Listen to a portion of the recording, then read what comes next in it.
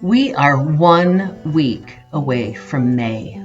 And what does May mean? Well, May means a lot of things. It means the end of the school year for some. It means warmer weather. It means planting gardens. But it also means Mother's Day. And then right behind Mother's Day is Father's Day. And I think Father's Day sometimes gets usurped by graduations and other things going on at the end of June. But Mother's Day and Father's Day are special days for some. For some, they're just not. We're going to talk about that. Life can be quite the bending road. Sometimes it's nice and gentle, and sometimes it's a bit scary. The truth is that we will all experience a difficult bend in our road at some point. But it's also true that God will see us through.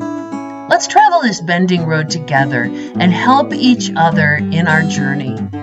Please remember to give this video a thumbs up and subscribe to our channel to catch other videos along the way. Well, welcome back to the Bending Road. Glad you could join me today. And as I mentioned in the intro, Mother's Day is right around the corner. Father's Day will come right up behind that. And I know there's like Grandparents' Day. I don't know if there's Children's Day. I should have looked that up. I'll put a little note in the video if I can find that later. You can let me know that in the comments. Mother's Day and Father's Day are good for some people. They're not good for others. And some people have lost their parents, and it's really hard, especially if it was just recently. And especially if you really celebrated Mother's Day or Father's Day and did things for them or with them. Sometimes Mother's Day or Father's Day might be difficult because you had an absentee parent. They were maybe they weren't around because of divorce or separation. Maybe there was another family, there's stepchildren involved. Maybe one of the parents was abusive. That's really difficult. Maybe there was just a real clash of personalities, and it seems like, growing up days were more conflict than anything else. There's a variety of reasons why this could be hard. Alcohol and drug abuse, addiction makes parent-child relationships extremely difficult. Could have a variety of reasons, and I understand that, and I recognize that. And I was recently trying to write my sermons for Mother's Day and Father's Day, just thinking through what direction I'm going to go, where I'm going to go with it. And a lot of times I have not acknowledged Mother's Day and Father's Day. I figured those are social holidays, they're cultural holidays, they're not biblical holidays, and so I just kind of ignored them and blew on past them.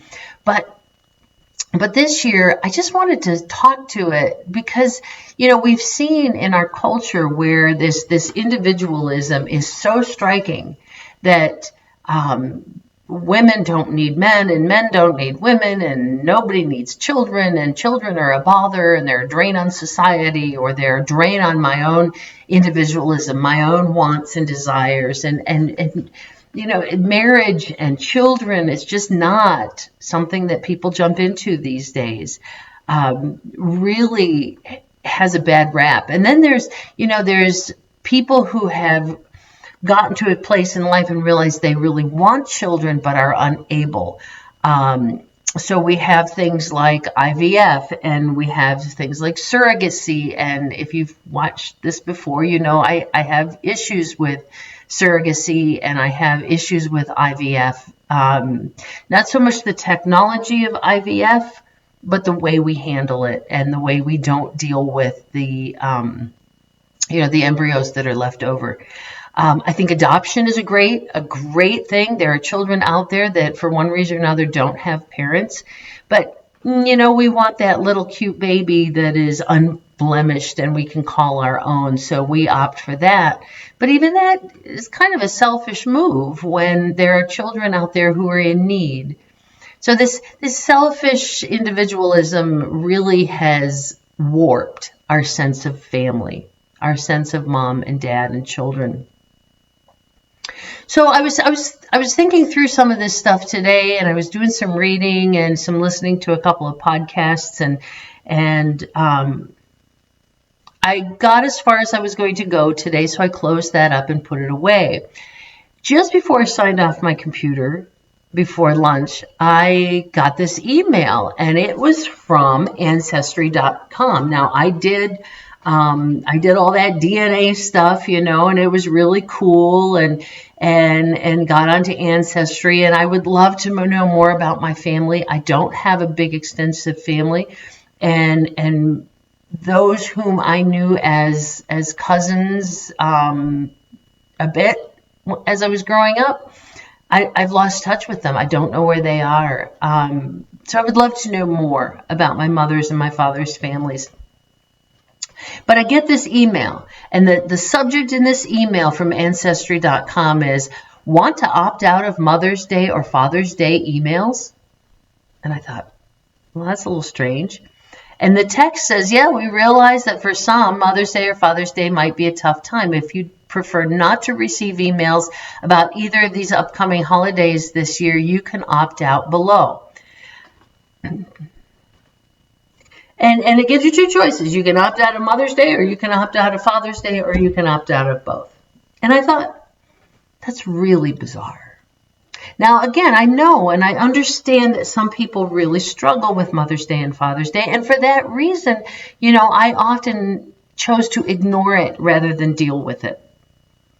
But this year, I think is really important. I think it's really important to acknowledge Mother's Day. I think it's important to acknowledge Father's Day. And for Ancestry.com to give us the option of opting out seems so ironic.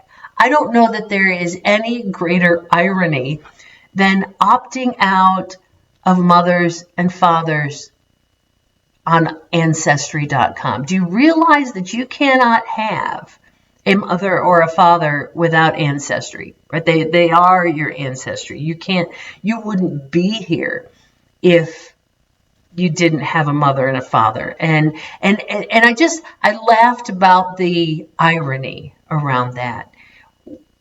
And then I got to seriously thinking about it and realized, we wouldn't be here if it wasn't for our mothers and our fathers.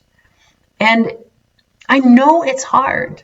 And I know that there's unforgiveness. There was some serious abuse. There were mothers or fathers who gave up their children for adoption, who didn't take care of them the way they were supposed to. Lot of hurt feelings. And I got to thinking that all the more reason why we need to use Mother's Day and or Father's Day as an opportunity to heal, an opportunity to bring the family together. Opting out is really not an option. We're going to get there anyway, whether you like it or not. Your parents' birthday is going to roll around. Maybe the anniversary of your parents' death is going to roll around. Maybe other holidays are going to strike you as difficult because of a parent situation. These things don't go away. So instead of opting out, it seems to me that we need to focus in on them and deal with forgiveness, deal with healing of our hearts, seeking to forgive them, and if they're still alive, making amends. Now, I do know somebody's going to say, but it's unsafe. Well, I get that, and there are relationships out there that are unsafe, and I am not suggesting that you go and spend time with one of your parents if it's not safe. Do not do that. But deal with it in your own heart. Seek to forgive where you can forgive. Seek to make things right where you can make things right. It may not finalize any of this because it takes two. Both mom and child need to deal with this. Both dad and child need to deal with it. I guess where I'm heading with this is, if Mother's Day or Father's Day is difficult for you, ask yourself why. I'm sure you already know, but humor me. Ask yourself why. Why is this hard for you? And then deal with that pain. It may be that you miss your parents. Maybe you lost your parents recently. So spend some time journaling about them. Spend some time thinking about them. Yeah, you're going to cry a few tears. Absolutely. I will cry, I think, every Father's Day. But then remember the good. And see what can you do on that day to make a difference in somebody else's life. Maybe you have a child or a grandchild and you need to focus your attention on them, or maybe there's somebody in your neighborhood who doesn't have a mom or a dad, and you can, take them to the park, or just take a gift, or I don't know, do something. Ask God what would be a good thing to do. If it was a painful situation and you can make amends, maybe this is the year where you go and say, Mom, Dad, it's Mother's Day, it's Father's Day. It's time to put this behind us. It's time to make amends. I'm sorry for my part in it, period. Just, I'm sorry. An apology needs to be straightforward and without excuses. I'm just sorry. And then see about rebuilding and moving on. Maybe you can't make amends. Maybe they're no longer with us and those hurts remain. Maybe it's an unsafe situation. You do what you can. Find somebody who's willing to pray with you, to put those things behind you. Heal those wounds. We don't have to carry that woundedness for the rest of our lives. Yeah, it pops up now and then, and maybe it'll pop up every Mother's Day or Father's Day. But you can determine that you are not going to be held in bondage to that anymore. You're not going to live in that pain anymore. You're going to put it behind you. I hope that Mother's Day and Father's Day this year are good. I hope they're good.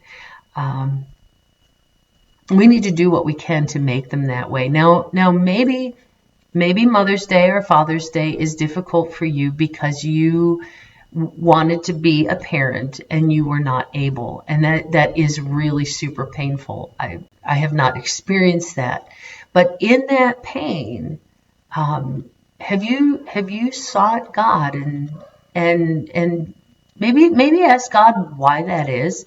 Maybe if you're still young enough, look into adoption. Maybe look into a grandparent program. You can make a difference in this world, even though you don't have children of your own. And yes, it's painful, but even painful things, God teaches us in those painful things, and then we grow in character. We grow in perseverance, and we move into some other way to use that we're experiencing for good. So maybe there's something else you can do. If you're looking into, if you are still young enough and could do something, but you're not able to have children of your own, maybe adoption is the way to go, or maybe adopting an embryo. There are a lot of embryos out there that eventually are going to be destroyed, that people have abandoned. Parents have abandoned these embryos, and maybe that's an option. Look into that rather than full IVF, where it leaves a bunch of orphaned embryos. Whatever your reason, maybe Mother's and Father's Day will be absolutely beautiful for you, and I hope so. Maybe they're not, and if they're not, it's my prayer that this year you will do something, you will take action to begin to heal the woundedness, to begin moving beyond that situation. If you're the parent, maybe you need to go to your kids and make amends. You make the first move. There's all sorts of things we can do, but opting out, I don't think that's an option. In the Ten Commandments, God told us to honor our father and mother so that we may live long in the land the Lord is giving us. Honor our father and mother. The truth is without them, we don't have life. We don't have life. We have nothing without them. We need to be thankful that they gave us life. We need to be thankful to God that He chose to give us life. Even though our parents maybe didn't take care of us the way they should, our Heavenly Father does. And for that, we can be grateful on this coming Mother and Father's Day. Have a great day. I will see you next week along the Bending Road. It was great to have you join me today along this Bending Road. You can connect with me on social media or on my website at bendingroad.weebly.com. I would love to pray for you as you navigate the bends in your road. Remember, when you see the bend in your road, do not be afraid. Take the hand of God and keep walking. You are not alone.